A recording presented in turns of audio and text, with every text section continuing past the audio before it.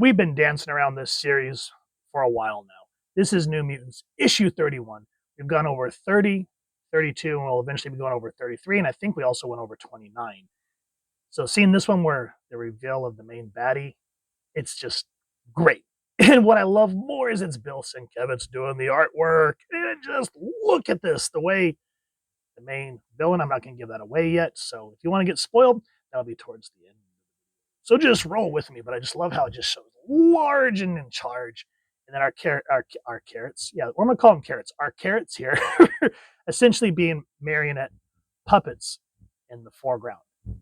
I've talked about this with other comics, like modern comics, where we'll get the book, and of course it's a different cover artist, which well, we're not going to go into that, but then like the cover will make absolutely zero sense. Like for example, we'll get Age of Ultron, and the initial cover where it shows Ultron standing in the foreground and he's holding Hawkeye's head and showing him large, it kind of gives you an indication of what you're getting into. But like we'll get the alternate covers where it shows like Scotty Young, where everything looks cutesy, or an alien book with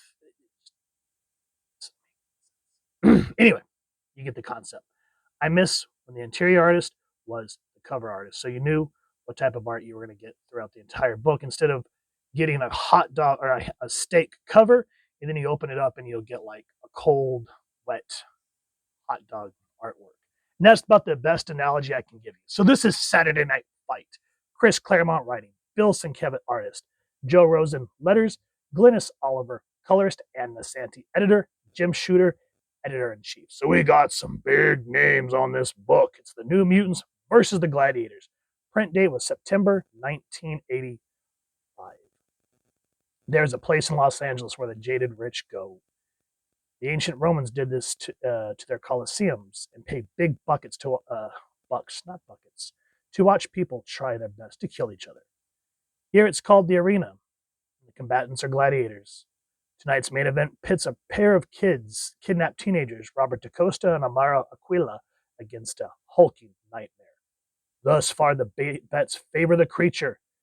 The kids, most of the crowd figures, don't have a prayer. Ooh, and that's how you draw someone into an issue.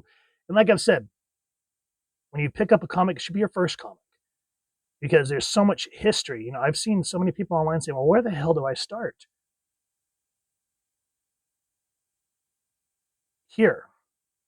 Not this one particular, but what I mean is just grab one.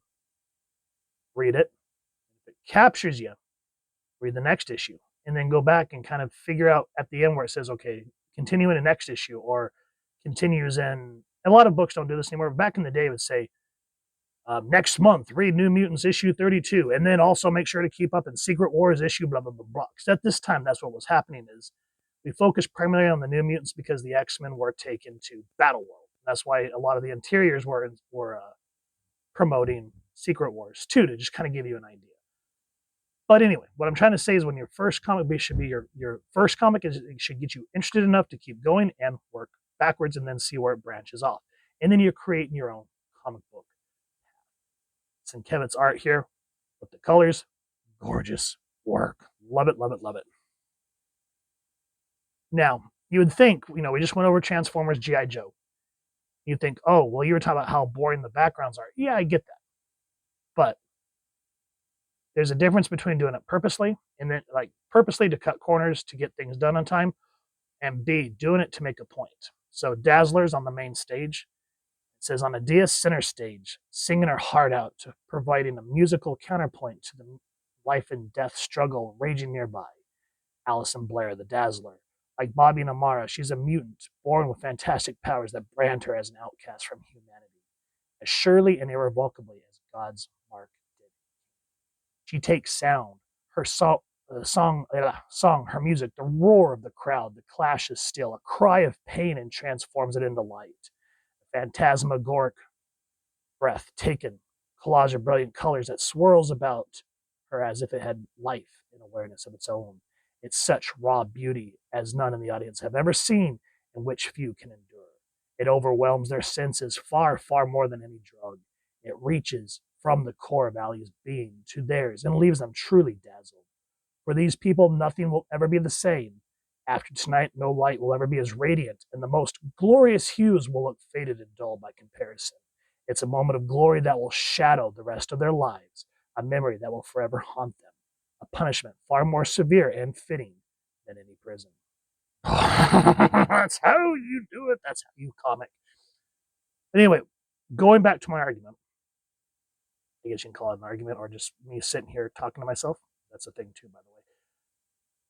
We are focusing on Dazzler and her powers. So, yes, we want no background because we want to see Dazzler on display doing what Allie does with her powers. Brings her to the forefront of your eye. It draws you, as with what visual storytelling should do. So, while you're seeing this gorgeous artwork, yes, there's a lot of words, but it's setting the stage just like a novel should. And yes, these are funny books, but as I've said, they have so much more depth than what their original Golden Age counterparts were. And so all this really gives resonance to what this panel is saying. After all that, our villain in the background, shadowed. Kill them, my pets. And in a sense, don't get me wrong, this Hulk of a beast that is the main villain, when they say, kill him, my children, I just keep thinking of the Red Queen. Off with their head.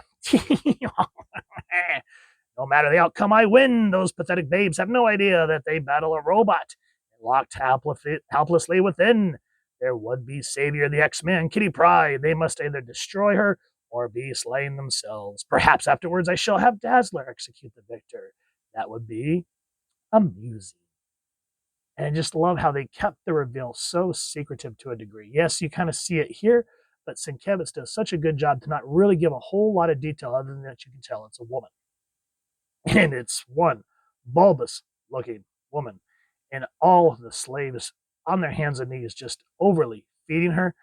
But Bobby finally kind of figures out that when they try to fight this Hulk, it floats and it phases. And he's like, wait a minute, Aquila. We know these power sets. This must be Kitty. We can't hurt her because we're afraid of hurting our friend. And again, our villain is perceptive brat. The X-Men is proving surprisingly stubborn. Possessed as she is, totally under my mental control, she still resists. Charles Xavier wrought his soul, taught her well. But my vengeance will not be denied. We just see the robot going back and forth. But finally, love these quiet panels here where the robot hesitates. And then, what are you waiting for? Kill them. And it's just such a horrendous looking panel. I kind of wish that this would have been a splash page, but nonetheless, just this use of this right here with these quiet moments as Sunspot is about to be vanquished, it speaks volumes to the book. So Kitty is finally able to get out of the robot. And then there were these other gladiators who see something happen to Allison at the hands of, what's her name? Ileana. And they're like, they killed my best friend. Gladiators, follow me. As Ivic leads the charge, the New Mutants have no alternative but to respond in kind. Mutant versus mutant, presumably to the death. As the battle rages, a crucial difference becomes apparent. The New Mutants are a team, as were the gladiators are individuals unused to working besides, and thereby trusting anyone slowly but inexorably, advantage shifts towards the team. And that's kind of how everything starts to dissipate because the gladiators, strong as they are, they're not used to working as a team, as these kids who have essentially grown up together are able to diminish their power. Now here, if you don't want to be spoiled, pause the video, go read the book, and come back, and you're back. So they finally catch up to our bulbous villain here. Wretched, horrid, hateful girl, even when my... you tackle... Yeah. What did you say? Oh, he says, you tackle blubbergut. Game's over on you. Glory, it's a girl. That face. It can't be. I don't even believe it. No, I'm seeing things. This isn't real. It ain't true. Poor Sam. I'm afraid it is. I hope that mind shock hurt, my darling. Give me the opportunity. I'll be overjoyed to do much worse. Why you all look so shocked? Tell me, dear friends, have you so soon forgotten karma? And it's so grotesque to see what the Shadow King has done to her. And why this makes the stakes become so much higher, because they realize that Shin didn't die. Instead, something of fate worse than death has happened to her. And they're reluctant. Karma, alive. How? Sweet Berto, you don't believe in miracles? But Shin, what happened to you? Your beloved teacher knows. Ask Charles Xavier. And they're ready to take her down, but she says, no. If you make the slightest move, I shall have my slaves cut their own throats. Allow my safe departure, and I shall release them. I'm not bluffing, Shadowcat. Am I worth so many innocent lives? I thought not. You can feel like the tension while you're reading this. It's so freaking palpable. Like when I first read that, I was like actually sweating bullets. I was like, holy crap, that's some damn good writing. And the way that, and just Bill Sienkiewicz being the artist here. Now, I will say one thing though. As much as I love Bill Sienkiewicz's artwork, there are certain artistic choices that make me kind of go, oh, what were you thinking, sir? And by that, look at Sam. Oh my God. When has Sam ever had like a carrot top head? Like, what happened to you? But that is his style. Everything always kind of has that more surreal look to it. And it works with certain villains like Legion, like Shin, and the Shadow King, because it allows you to get out of the norms. And the whole book kind of has that whole feel, because the Shadow King works on the oh shit, what is that called? The something realm? You know what I'm talking about. The astral plane. I had to stop and think about it.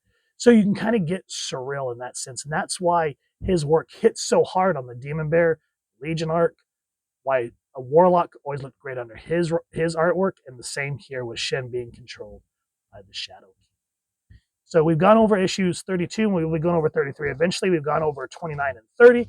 So I'll make sure to leave those cards here in the review. If you've enjoyed what you've seen in issue 31, please first and foremost support your local comic shop, or where it is to get your action figures and comics, and grab this series. The New Mutants, to me, is definitely one of those underrated X books that definitely needs more love. If you've enjoyed this review, really would appreciate if you take a moment to like, share, and subscribe. Helps the channel more than you could possibly know. And if you don't mind hitting that fancy little X bell next, subscribe. That way we can upload content. You guys get notified. Come to the channel, and I love talking with you all and hearing your thoughts and feedback down in the comments or the socials, which I'll make sure to leave the links down in the description. So with all that said, hope you all continue to have an absolutely amazing day reading, and happy hunting, everyone.